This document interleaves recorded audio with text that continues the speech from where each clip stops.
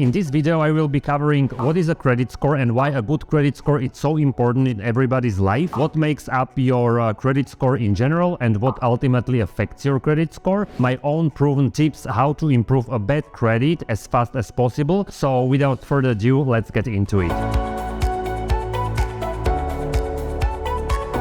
Now, the credit score is basically a number ranging between 300 to 900, and this number describes and defines our past financial behavior. The better and more disciplined we are with our financial decision making in regards to our liabilities, the higher the number is over a certain period of time. And the higher this number, the higher is our credit worthiness towards any potential creditors. But it also defines how disciplined and credit worthy we are with our finances in general. Now, a credit score above 660 points generally is considered as a good one. A credit score above 725 points very good, and above 760 points excellent. If you are less lucky and you have a credit score below 660 points, don't worry, there are many ways how you can fix and improve your credit score, and I would say fairly quickly as well. So make sure you stay tuned until the end, because I will reveal some great tips how you can do it. Now, whether you want to get a new car, a new credit card, a new house, or are just looking to rent a new apartment,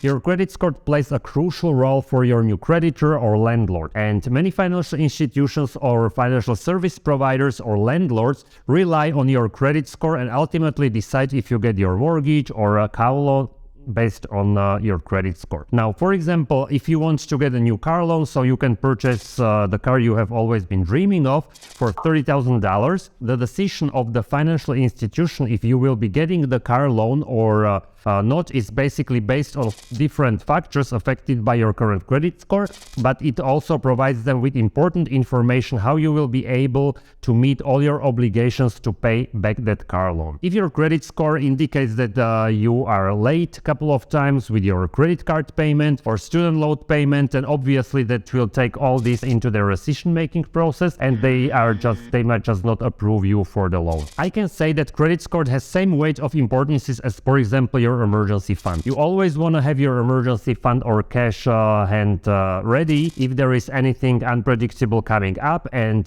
same applies to your credit score as well. So your car might break down, or you need to increase your credit card limits because of some unexpected expenses, let's say. And the last thing you need in these situations is being rejected because of a bad or weak credit score. But now the question is, what financial decisions are the most crucial ones determining your credit score? The very first, and I would say the most important one, is your payment history. Your payment history makes up to 35% of your credit score, and it should always be treated as importantly as your first day. You know, be there 30 minutes before, looking as good as possible to make as good impression as possible. And same applies to your payment history. Never be late. Always pay on time, even a minimum payment, make a good impression for your potential lenders. Try to never ever skip your minimum or any payment, no matter what it is. If you can't remember or can't keep track or how many credit cards or different types of loans you have, and all the payments you need to do, you can set up a reminder on your phone once you get your monthly statement, which will always remind you when all of the payments are due. In order for any lender to approve you as a new borrower, they need to see that you will be able to fulfill all your obligations and pay back everything you owe and on time. That is why a good or perfect credit history is so important. If you have had collections or missed payments in the past, this will certainly affect your credit score, but it can be rectified. But if you are just starting out to build your credit history and general your credit worthiness, and after having your first credit card, for example, for a couple of months, and you already missed your payment, that reflects very negatively on you and your overall credit score. Another large part of your credit score is based on your credit utilization. This part makes up to 30% of your total credit score. Credit utilization means how much percent of your total available credit are you using on a regular basis. Generally speaking, it is recommended to keep your credit utilization below 30%, preferably below 10%. This means if your credit card's available credit limit is $25,000 and your balance is $15,000, you are using 60% of your total credit limit, which is very high. For comparison, if your credit card limit is, let's say, $25,000 and your balance is $5,000, you are effectively using 20% of your credit limit, which is considered as a low credit utilization, and that contributes positively to your credit score. If you need to carry your credit card balance for a longer period of time but don't want that it will affect your credit score because of the high utilization, you can approach your bank and ask for a credit card limit increase. This will have a direct impact on your credit utilization, because if your credit card limits will be increased, let's say by $10,000, your total up to $35,000, it will represent a credit utilization of 42.86%. And of course, this should not invite you to just splash out the money and spend it right away. Now, moving on to the next part, making up your credit score is the length of your credit history, and this one represents 15% of the overall credit score. Obviously, the longer your credit history, the better your credit score, because you can basically show to your potential borrowers that you have been responsible with your payments over a certain period of time. If you are a young person who is just starting out creating its financial life and track record,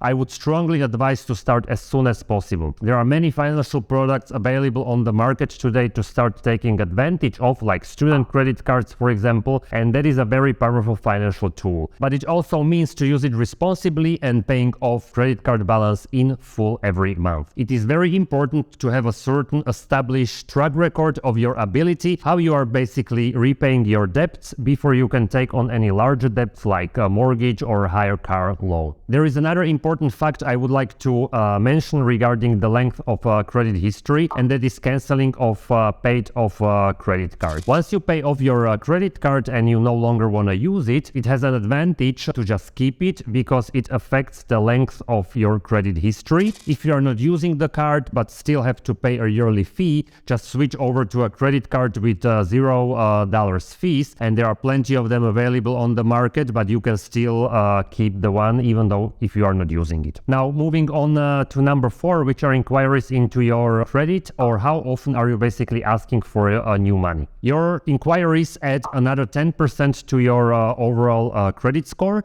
And now there are two types of inquiries into your credit: soft and hard inquiries. If you are checking in to your credit regularly, it is considered as a soft inquiry and it won't affect your credit score. Same applies for any other informational inquiries like telephone service providers or background checks at your work, or if your bank pre-approves you automatically for a new loan or line of credit. All these types of inquiries are considered soft and they do not affect your credit score. However, if you are applying for a new credit card, car loan or mortgage, these inquiries are considered hard inquiries and they affect your credit score. That's why you should always be cautious not to raise any red flags with too many credit applications within a short period of time, because it basically gives your future lenders a signal that you might face some financial hurdles and you might need much more credit down the road. And to round it up, final 10% of your credit score is made up with so-called credit diversification. Simply said, how many different types of different credit tools you are using. Any potential lenders feel in general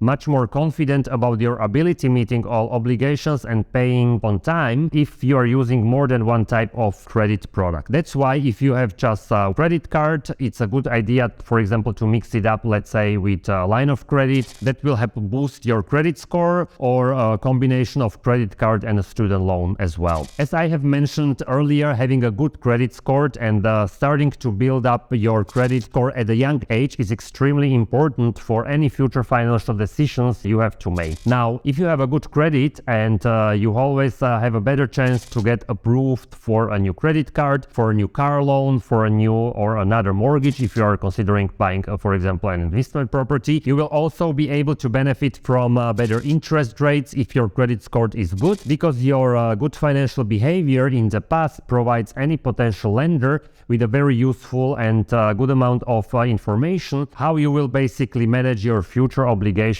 to pay back and to pay on time whatever money they provide you with. And ultimately, with a good credit, you can qualify for higher credit limits on your credit cards or larger loans as well. Now guys, as I promised you, some useful tips how to improve a bad credit score or build up a perfect credit score really fast that are proven and that really work. First one, and in my opinion the only one how you can improve your credit score really fast, is to significantly decrease your credit utilization. What I mean mean by that is you have to get below 10%. If you have multiple credit cards with higher balances, on each one start just paying off the one with smaller balance in full or the one with higher interest rates, so you can eliminate your financial burden as quickly as possible. My second tip, if you have a really bad credit and you need to improve it fast and the bank just won't approve you for a new credit card, is getting a secured credit card. There are many different banks nowadays, they offer this option, and it basically means you provide them with a cash collateral, cash deposit, for example, of $1,000, and that's gonna be your credit card limit. You can start using your credit card paid off in full every month, which will contribute to your credit score significantly. And in a couple of months, once you have established pretty much good financial behavior, it can be switched over to a regular credit card and your collateral or your deposit of $1,000 will be released. Another tip is to check on your credit score regularly as well. It might happen that there are mistakes being reported by different lenders to credit bureau, and in this case you have to dispute them right away and have it corrected. Thank you guys for watching. If you liked the video, please make sure to hit the like button and subscribe to my channel. It's free and you get to enjoy more videos like this. Thank you again and take care, and I will see you in the next one.